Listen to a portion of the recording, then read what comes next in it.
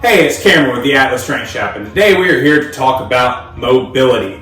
If you don't move your joints around prior to actually putting some load on them, eventually you are going to get hurt. So today we're going to go over a simple full body mobility routine that a lot of the athletes here do, including myself, prior to every training session. So we're going to head back to the gym and get started. Normally this is something I would talk through as I'm doing it, but the gym is alive and well back there. A lot of members are doing their thing, which means you're not going to be able to hear me in the camera. So we're just going to film all the movements that we're going to do, and I'm going to add voiceover after the fact. Hope that's okay with y'all. Let's go ahead and get started. So the first thing we're going to do is we're going to open up our hips by dropping into a squat. I learned this from one of my first coaches, and he learned this from a clinic that was put on by portaldo. I have been doing this for roughly 10 years, and my hips have become very mobile. The keys to this is you want to make sure your heels stay on the ground, your feet are roughly parallel, anywhere between your hip and shoulder width in distance. And you just start by just opening up the hips. You start with the palms together, elbows inside the knees, drive those hips apart. If that's easy, you put your fists together, and then you move on to this. You work one hip at a time. When you first start this, you're not going to be able to fully lock your arms unless you already have very mobile hips. But just do the best you can for the time being. Notice the entire time my heels do stay on the ground. This is going to be very important. Way more important than range of motion. Switch to the other side. My right hip was actually a lot tighter than it normally is, so I did spend a little bit of extra time on it today.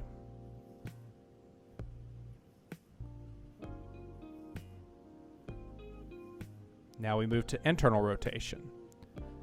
Although the bottom of my feet are coming up, the heels are still on the ground. I know it's hard to see from this angle. Do it a couple times. Then you switch to the other side.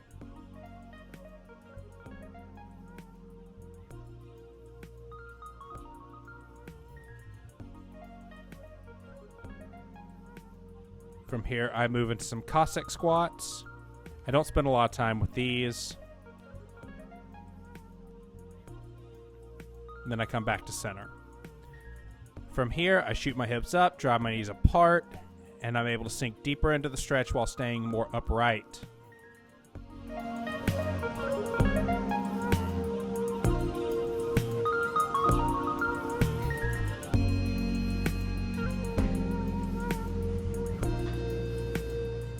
Next, we move into some 90-90 stretches. The key to getting this right is you just make as many right angles as possible with your body. Try to get your ankles in a right angle, your knees in a right angle. Your hips are going to be a right angle to your body.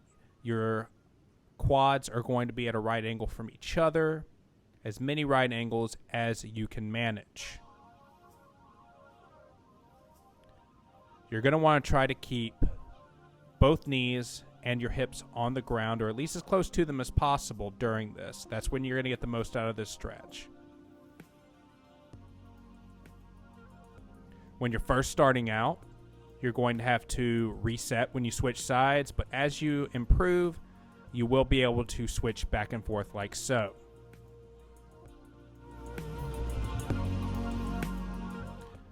Next, we move into some ankle dorsiflection.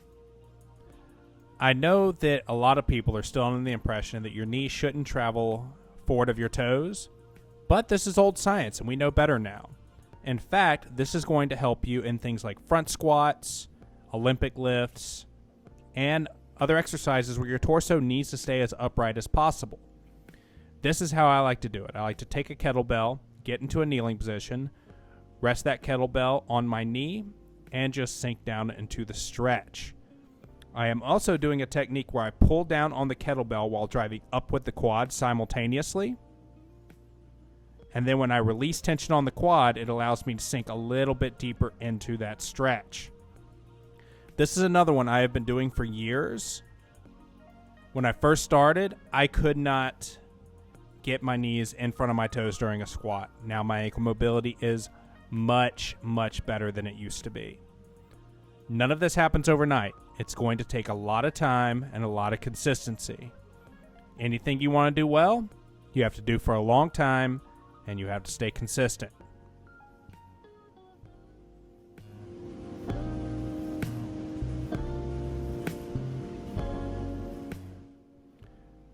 Next, I do some banded giant walks. I am using a hip circle from Slingshot, but you can also double up any resistance band and do this as well. You simply put it around your legs just above the knee, and you walk in this funky figure 8 pattern. So help build up some external rotation, get your butt more involved, warm up your lower back, so on and so forth. Normally I walk the entire length of the turf, but I am not going to subject you to that. Now we get into some upper body. These are called YTWLs. Right now we are on the Y. And just like the village people, you're just going to go straight up and you're going to make the shape of a Y. I do each one of these exercises anywhere between 10 to 15 reps. Now you go straight out in the shape of a T.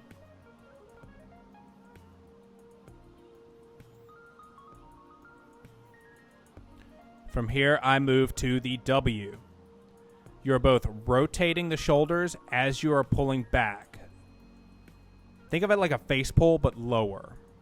And you are making a shape of a W.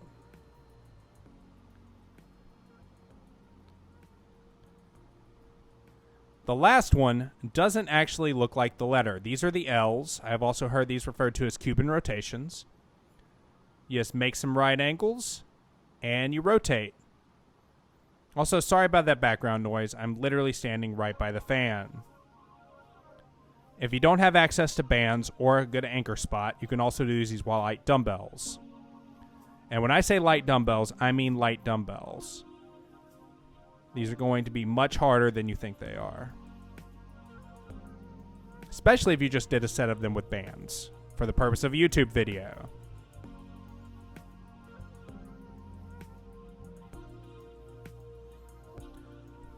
So you don't have to wait until the end of your mobility routine to do these, but these are dead hangs.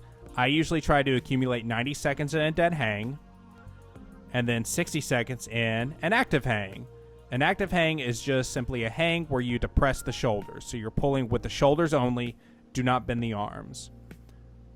And you'll see me do a few reps going back and forth in between. Don't worry, you do not have to watch an entire 90 seconds of this. You get the idea. And then finally, this is my favorite way to get the lats in a good position.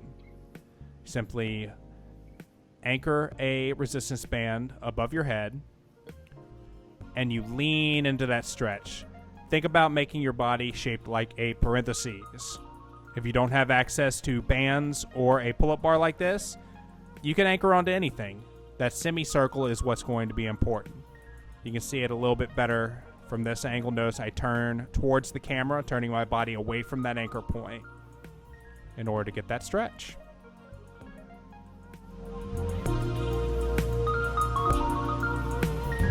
So that's it for the video. If you do this every day, especially before your training days, you are going to become a more mobile individual. If you're a more mobile individual, then you are going to hurt less and you're going to be able to hit heavier weights more often, thereby becoming stronger. And that's what we're trying to do here over at Atlas. If you like this video, please click that like button. Don't forget to subscribe to our channel and drop a comment down below. All that helps us to grow. If you're in the Baton Rouge area, we'd love to meet you. Shoot me a message on Instagram, schedule a time to come by. That's the best way to get in touch with me. If you are not in the Baton Rouge area and you would still like to support us, the best way to do that is to either purchase programming on the website or to go check out our apparel line. Our apparel line is awesome. I drew them all myself. Other than that, that's it for today. Till next time, see ya.